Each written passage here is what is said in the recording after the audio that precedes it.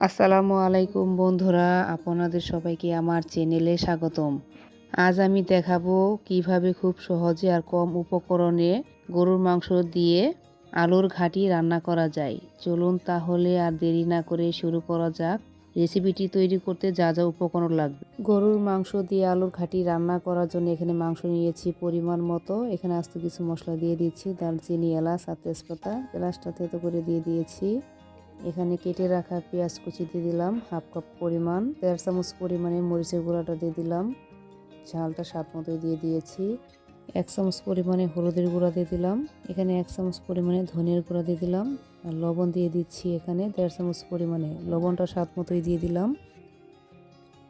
এখানে 1 চামচ পরিমাণে আদা বাটা, 1 চামচ রসুন বাটা, 1 চামচ জিরা বাটা, এখানে 1 চামচ পরিমাণে গরম মশলা বাটা দিয়ে দিলাম আর পরিমাণ মতো তেল দিয়ে দিলাম।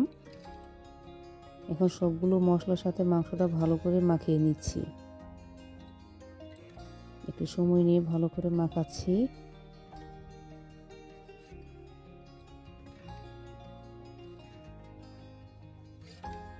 মশলার সাথে মাংসটা কিন্তু ভালো করে মাখানো হয়ে গিয়েছে।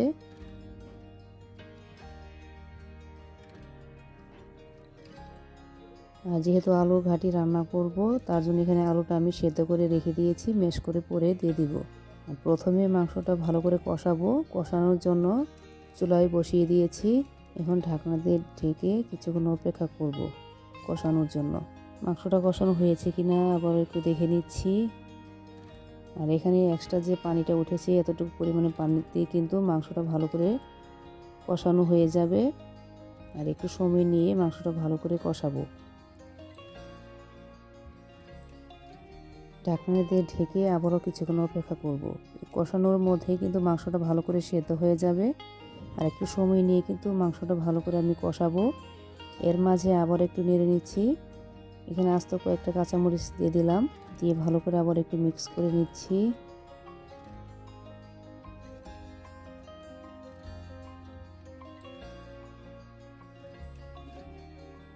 ঢাকনা দিয়ে ঢেকে আবারও কিছুক্ষণ ঢেকে অপেক্ষা করব মাংসটা ভালো করে কষানোর আগ পর্যন্ত।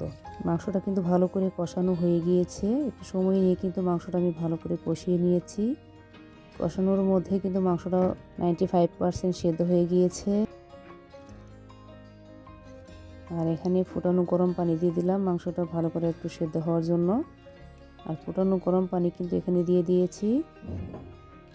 আর বলক ওঠার আগ পর্যন্ত আরও কিছুক্ষণ অপেক্ষা করব।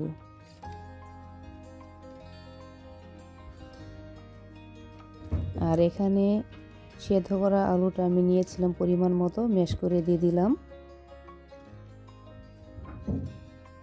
আর যেহেতু আলুর ঘাঁটি রান্না করে নিচ্ছি, তার জন্য এখানে পরিমাণ মতো আলুটা সেদ্ধ করে ম্যাশ করে দিয়ে দিয়েছি। আরও কিছুক্ষণ অপেক্ষা করব। মাংস রান্নাটা কিন্তু আমার হয়ে গিয়েছে। আর ঝোলের পরিমাণটা কিন্তু আমি অনেকটাই কমিয়ে নিয়েছি। আর একটু সময় নিয়ে কিন্তু রান্নাটা করে নিয়েছি। এখন বাগারের জন্য চুলায় আরেকটি তাওয়া বসিয়ে দেব। চুলায় তাওয়া বসিয়ে দিয়েছি। এখন পরিমাণ মতো তেল দিয়ে দিলাম। তেলটা গরম হয়ে গিয়েছে। এখানে কেটে রাখা পেঁয়াজ কুচি দিয়ে দিলাম ভাজার জন্য। আস্ত 2টা শুকনো মরিচও দিয়ে দিলাম, পেঁয়াজের সাথে ভেজে নিচ্ছি।